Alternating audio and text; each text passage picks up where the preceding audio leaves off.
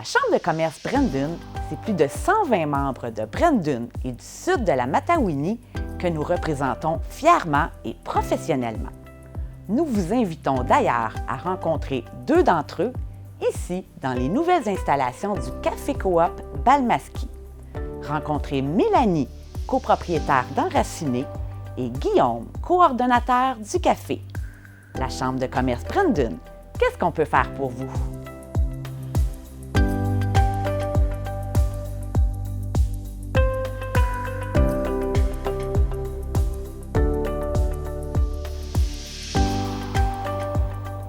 Allô Mélanie, ça va bien? Oui, merci. Toi aussi, Guillaume? Ben oui, ça va bien certain. Je suis content de converser avec toi aujourd'hui pour parler d'entrepreneuriat ensemble.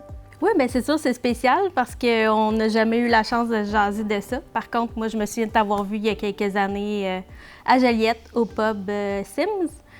Oui. Donc, c'était dans un environnement qui n'était pas le tien, mais qui ressemblait un peu à l'esprit qu'on est aujourd'hui, dans celui qu'on est. Ben oui, j'ai fait ça il y a quelques années, ouvrir un pub irlandais avec mon ami Simon Charette, qui habitait à Saint-Gabriel pendant quelques années. Fait que c'était une belle opportunité d'ouvrir ce lieu-là dans une autre ville que Saint-Gabriel, mais c'était une belle aventure.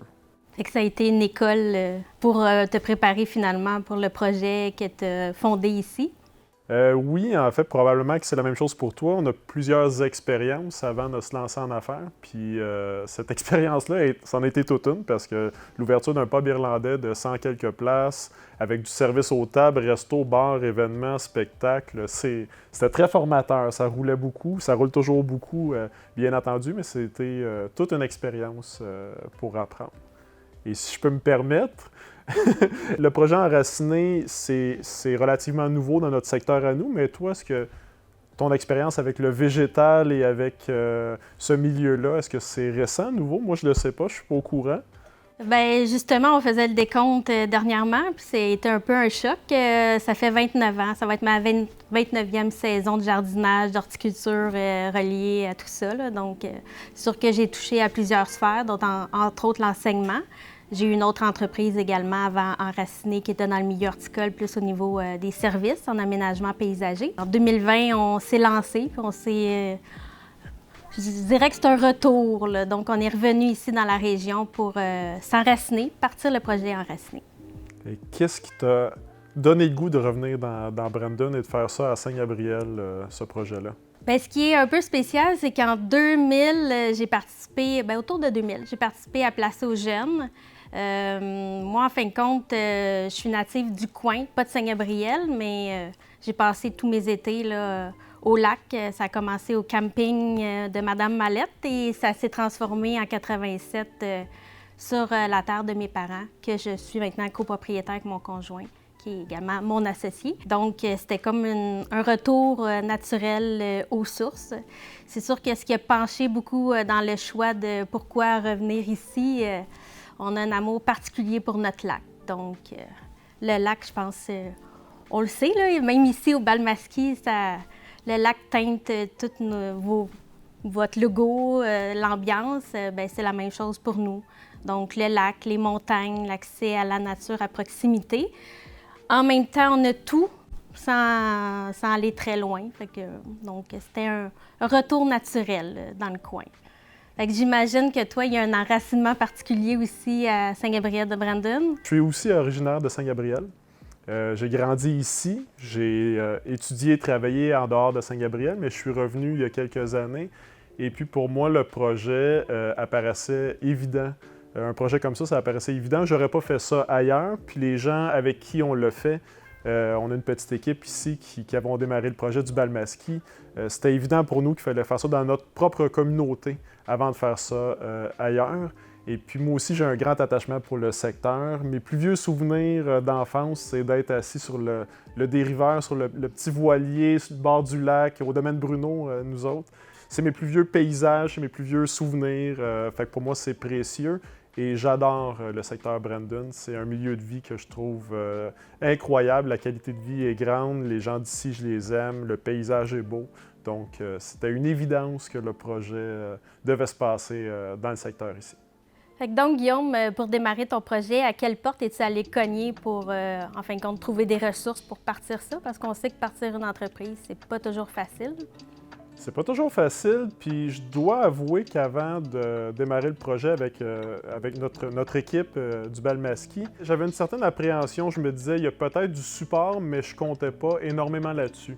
Et puis, à ma grande surprise, j'ai trouvé du support à plusieurs endroits, puis les deux portes principales de départ pour nous autres, ça a été la Chambre de commerce Brandon, qu'on connaissait déjà bien dans les dernières années, mais que c'était une révélation de voir à quel point ils pouvaient nous soutenir.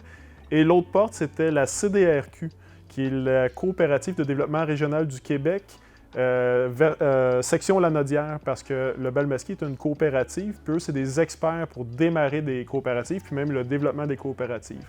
Fait qu'avec ces deux portes d'entrée-là, la Chambre de commerce et la CDRQ, on a eu accès à toutes sortes d'informations, à de l'expertise, à du réseautage, qui nous a aussi conduit jusqu'à la MRC, Développement économique d'Autrey, puis même à la SADC qui, plus récemment, nous ont soutenus dans des projets. Donc, on a eu tout plein de soutien qui est apparu plus qu'on l'avait imaginé au départ. Fait que c'était une belle surprise pour nous. Puis c'était très concret, de l'aide très concrète et des développements très concrets. Et toi, de ton côté, à quelle porte as-tu frappé quand tu as voulu démarrer Enraciné? Bien, c'est sûr que nous, on a démarré officiellement le projet en 2020 au niveau où la COVID venait de se déclarer. Donc, ça a été un petit peu plus compliqué parce que c'était difficile de rejoindre les différents intervenants. Par contre, à la Chambre de commerce, j'ai trouvé vraiment une possibilité de pouvoir m'informer sur toutes les ressources disponibles, puis après d'aller solliciter les personnes en place là, qui pouvaient nous guider. Il y a eu naturellement la MRC, il y a eu également la SADC, il y a eu le CDBL, le Centre de développement bioalimentaire de la Lanaudière. Donc, naturellement, nous, on est une entreprise aussi agricole, donc le MAPAC intervient également. Mais c'est certain que je dirais que la première chose à faire, c'est vraiment d'aller à votre chambre de commerce. Puis ici, on est super bien encadré, puis on a les ressources là, à notre disposition pour trouver les bonnes personnes là, à qui discuter pour notre projet, nous aider. Qu'est-ce que tu pensais des chambres de commerce ou quelle perception avais-tu ou quelles expériences avais-tu dans le passé par rapport aux chambres de commerce et qu'est-ce qui est arrivé ici dans le secteur Brandon? Bien, en premier lieu, je suis une femme. Souvent, c'est un monde plus d'hommes. Donc, il y avait ce volet-là qui était un peu, pour moi, au début, intimidant. Mais je me suis retrouvée, aujourd'hui, je fais partie du CA de la Chambre de commerce. Il y a plusieurs femmes au niveau du CA. Il y a plusieurs femmes également qui font partie des entrepreneurs qui ont adhéré à la Chambre de commerce. Donc, c'est accessible, facile, puis il y a des entrepreneurs de tous les âges, mais aussi de tous les horizons. J'ai réussi à trouver un groupe où je me sentais bien, puis où je me sentais à l'aise. Nous, on est allé cogner d'emblée à la Chambre de commerce. Pour nous, c'est un joueur dans la région, dans le secteur marquant. Il est au cœur de tout. La Chambre de commerce est au cœur de tout. Et puis, on est allé chercher de l'information, on voulait en savoir plus sur les services qui étaient offerts. Et donc, on a eu de l'accompagnement, ils nous ont référé à des places. Et ce que j'ai beaucoup apprécié, c'est la vigilance qu'a la Chambre de commerce. La Chambre de commerce, dans les semaines, les mois qui ont suivi notre développement, notre démarrage d'entreprise, ils sont venus nous voir puis ont dit « Voici, tel programme existe, telle chose existe. » Et puis, ils nous ont donné des nouvelles idées, des choses qu'on n'était pas au courant. Je pense, j'ai deux exemples concrets. Tout d'abord, il y a un fonds du comité industriel Brandon qui existe pour le démarrage d'entreprise dans le secteur ici. Puis c'est la Chambre de commerce qui est venue nous dire, voici, ça existe. Ils nous ont dit d'appliquer, puis en fait, qu'on pourrait être éligible à ce type de support-là. Puis comme de fait, bien, on a été éligible. Juste avant Noël, on a eu une belle surprise. La coordonnatrice est venue nous voir avec un programme de soutien aux petites entreprises en milieu rural, petites entreprises touristiques en milieu rural. C'était très pointu, avec des fonds qui devaient être dépensés rapidement. Il fallait vraiment avoir un projet qui était en cours, qui coordonnait avec les critères. Puis elle avait pensé à nous. On a évalué le tout avec la SADC, puis finalement, on était éligible, ça a fonctionné. Fait qu'on a eu un beau cadeau de Noël grâce à la Chambre de commerce. Ça nous a donné de l'énergie pour poursuivre le projet, parce que démarrer une entreprise, il y a quelques embûches. Il y a des moments plus incertains. La recherche de financement, lever des fonds, c'est pas juste évident. On en a mis aussi de notre poche. Il faut aussi mettre de l'argent de sa propre poche. Il y a plusieurs obstacles qu'on démarre une entreprise. Mais quand on a une chambre de commerce active qui arrive carrément avec des solutions, puis même des programmes spécifiques avec lesquels tu es éligible, ben c'était super. On était vraiment très heureux. Et puis, on continue de collaborer avec la Chambre de commerce de manière régulière, tant pour échanger de l'information que pour échanger des produits, des connaissances et tout ça. Oui, bien, c'est certain que la Chambre de commerce est très active et proactive, je dirais. Donc, nous aussi, on a été contactés à quelques reprises pour soit des formations qui vont être adaptées ou également des aides qui soient de quelconque gouvernemental ou peu importe, là, au niveau des paliers. Puis ce qui est génial, c'est qu'on a accès à une infolette qui nous renseigne sur plein de choses régulièrement. Donc, il y a beaucoup d'informations parce que on le sait que souvent, comme entrepreneur, on n'a pas le temps de tout regarder. Fait que c'est un bon condensé qui nous aide, en fin de compte, comme dans notre vie d'entrepreneur.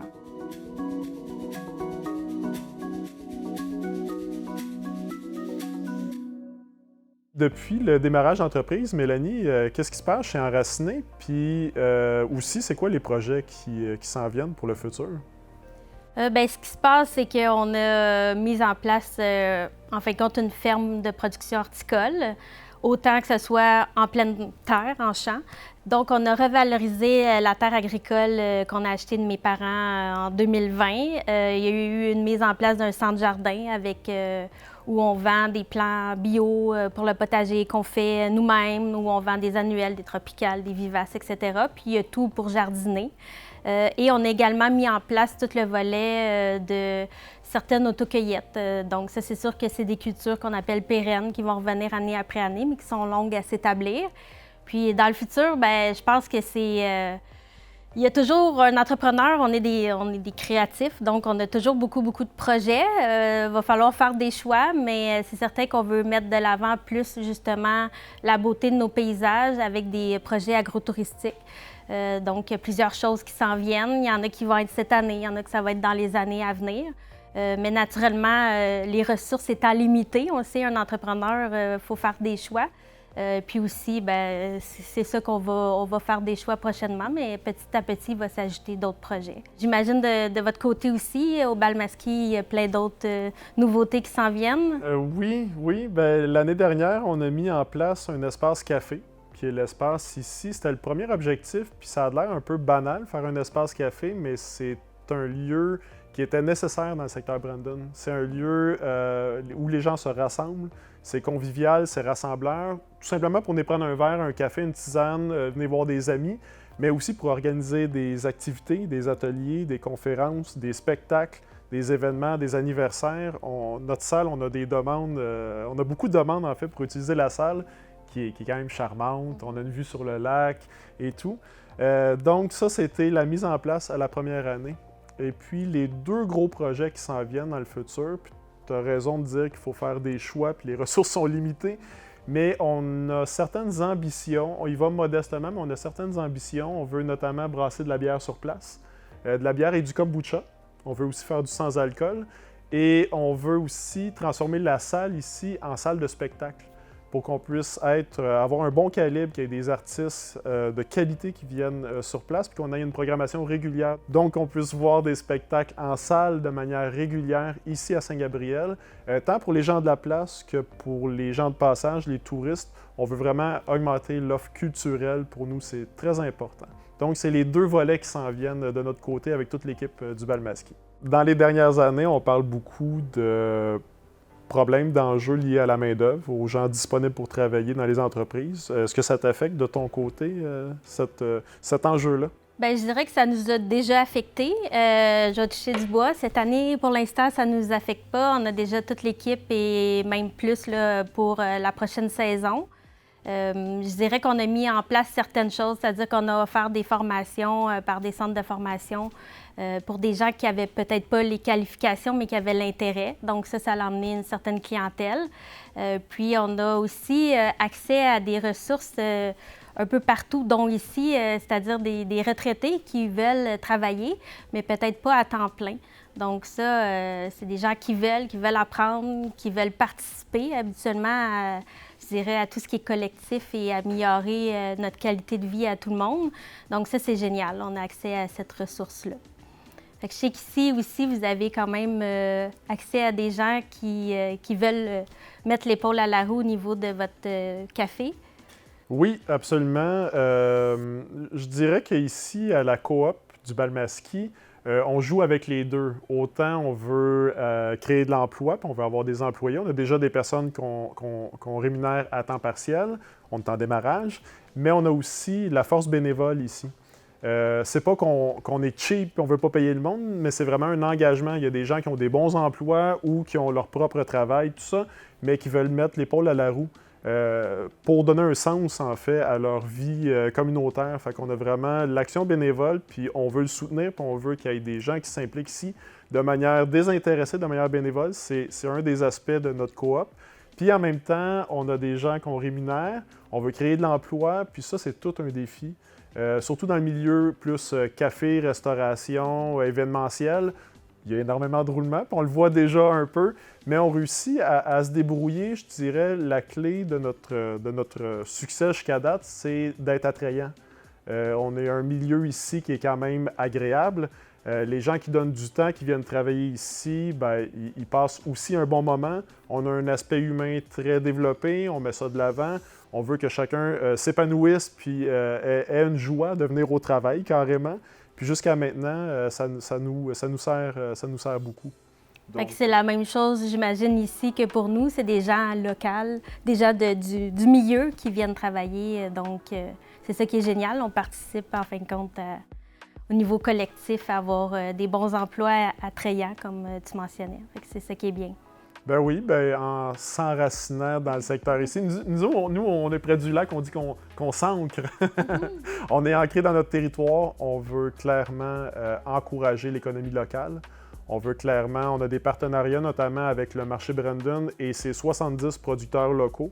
On fait affaire aussi avec d'autres entreprises de la municipalité ou du secteur ici. Les gens qui travaillent, qui bénévolent, mais qui travaillent aussi, c'est des gens du secteur. Puis oui, on a un grand souci d'encourager l'économie locale puis de rendre notre milieu plus stimulant, plus dynamique. Pour meubler la fin, moi, j'étais curieux de savoir tes modèles en fait en entrepreneuriat, ton type d'entrepreneuriat, comment tu te définis, comment tu fais des affaires, comment tu te vois dans un milieu d'affaires. C'est quoi tes inspirations ou comment tu te perçois toi-même?